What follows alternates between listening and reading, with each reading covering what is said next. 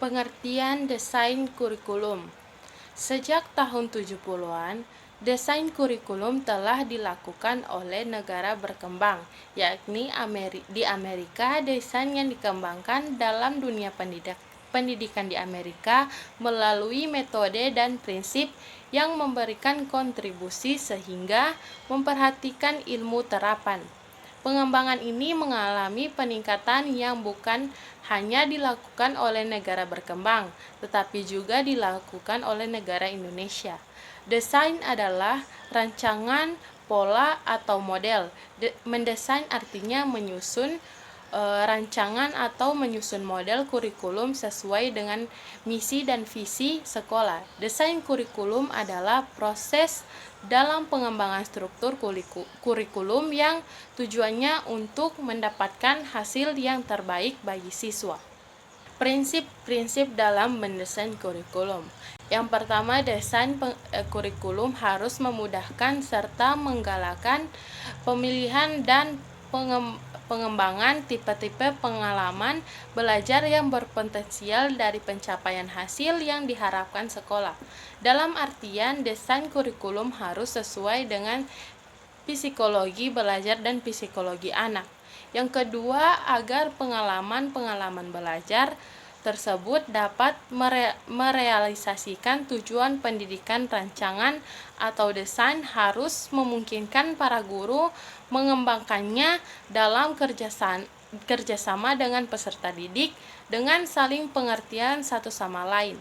Dengan maksud guru harus dapat memahami kebutuhan dan minat peserta didik, dengan demikian akan memperlancar pencapaian tujuan kurikulum yang akan dicapai.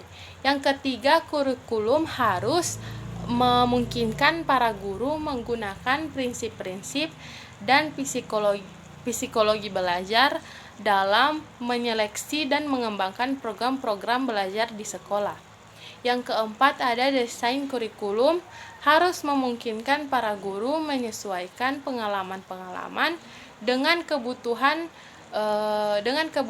pengembangan, kesanggupan dan taraf pengembangan dan kematangan peserta didik. Yang kelima, desain kurikulum harus menggiatkan dan menggairahkan para guru untuk mempertimbangkan pengalaman-pengalaman belajar sehingga peserta didik dilibatkan dalam kegiatan-kegiatan di dalam dan di luar sekolah. Dalam artian, harus terintegrasi pelaksanaan kurikulum baik kegiatan intra dan ekstrakurikuler. Yang keenam, desain kurikulum harus merupakan penyelenggaraan suatu pengalaman belajar yang kontinu sehingga kegiatan-kegiatan belajar peserta didik dari permulaan telah berupaya dengan bersungguh-sungguh memberikan pengalaman belajar. Kemudian yang ketujuh, kurikulum harus dirancang sedemikian rupa sehingga membantu pembentukan karakter, kepribadian, dan kelengkapan pengetahuan dasar peserta didik yang bernilai demokratis dan merupakan kristalisasi dari akar kebudayaan bangsa kita sendiri. Kemudian yang kedelapan, desain kurikulum harus bersifat realistis, fleksibel atau dapat dikerjakan, dan akseptabel atau dapat diterima dengan baik. Kemudian langkah-langkah mendesain kurikulum yaitu yang pertama, mengidentifikasi misi institusi dan kebutuhan para pengguna pendidikan. Langkah pertama ini yang paling penting untuk memahami misi dari institusi di mana kurikulum itu dibuat. Misalnya, misi dari Fakultas Pendidikan adalah untuk melatih para calon pendidik agar dapat memberikan pelayanan pendidikan kepada masyarakat. Sebagai konsekuensinya, pengimbang kurikulum harus mengetahui dan mengerti kebutuhan dari para pengguna kurikulum tersebut yang dapat menentukan tipe profil lulusan yang diinginkan oleh fakultas, antara lain yang pertama menguasai dasar-dasar metode pengajaran, yang kedua mempunyai kompetensi pendidikan yang tinggi, yang ketiga memiliki kemampuan analisis yang kritis, dan yang keempat memiliki keahlian berkomunikasi yang baik, terakhir memiliki rasa empati dan etika yang baik. Yang kedua, penilaian kebutuhan pembelajar. Langkah ini sering terabaikan oleh pengimbang kurikulum. Begitu ada siswa yang potensial, pengimbang kurikulum harus bisa mengetahui sampai di mana titik kemampuan maupun kelemahan siswa tersebut.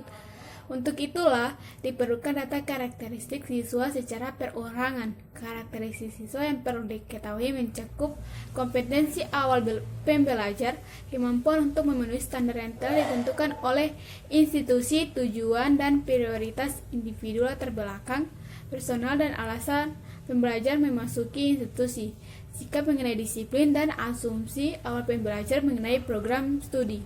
Yang ketiga, menetapkan tujuan pembelajaran. Langkah ini sangat penting karena menentukan filosofi instruksional dan menentukan metode pembelajaran yang paling efektif. Selain itu, tujuan pembelajaran juga dapat digunakan untuk menentukan desain dan pemilihan prosedur dan instrumen penilaian. Karena tujuan yang jelas dan tersusun dengan baik sangat penting untuk menentukan fokus dari kurikulum yang akan dibuat. Membuat kurikulum harus dilatih dengan baik untuk membuat tujuan instruksional. Yang keempat, pemilihan strategi pendidikan. Pemilihan strategi pendidikan harus didasarkan pada 3 prinsip utama. Yang pertama, metode pendidikan harus sejalan dengan tujuan pendidikan. Kedua, penggunaan beragam metode pendidikan lebih baik daripada hanya satu metode saja, karena kurikulum harus menjawab tantangan akan keberagaman tipe belajar siswa dan tujuan pendidikan yang berbeda-beda. Dan yang terakhir, pengembangan kurikulum harus memastikan bahwa kurikulum tersebut sesuai dengan materi pelajaran dan kompetensi pengajar. Yang kelima, implementasi kurikulum yang baru. Mendesain sebuah kurikulum adalah hal yang amat menarik dan penuh daya kreatif dalam pengembangan kurikulum. Akan tetapi, tujuan utamanya bukan untuk mendesain kurikulum yang paling ideal dan paling baik. Akan tetapi, bagaimana keberhasilan penerapannya dalam praktek pendidikan. Sebelum menerapkan sebuah kurikulum yang baru, pengembang kurikulum harus mendapatkan dukungan yang kuat dari pimpinan institusi yang berwenang. Setelah tahap pertama dari implementasi kurikulum yang baru tersebut dilakukan, harus dilakukan penilaian formal untuk mengontrol proses implementasi kurikulum dan untuk menetapkan hubungan antara tujuan institusional, pembelajaran, dan kurikulum. Kemudian langkah yang keenam ini adalah evaluasi dan umpan balik untuk memperbaiki kurikulum. Meskipun evaluasi merupakan langkah akhir dari pelaksanaan kurikulum, akan tetapi bukan berarti ini merupakan tindakan akhir. Kurikulum harus dievaluasi dan diperbaiki dan dilakukan inovasi-inovasi yang bervariatif. Karena kurikulum bukanlah suatu sistem yang statis. Umpan balik dari pengajar dan siswa perlu ditimbangkan secara terus-menerus untuk meningkatkan hasil belajar.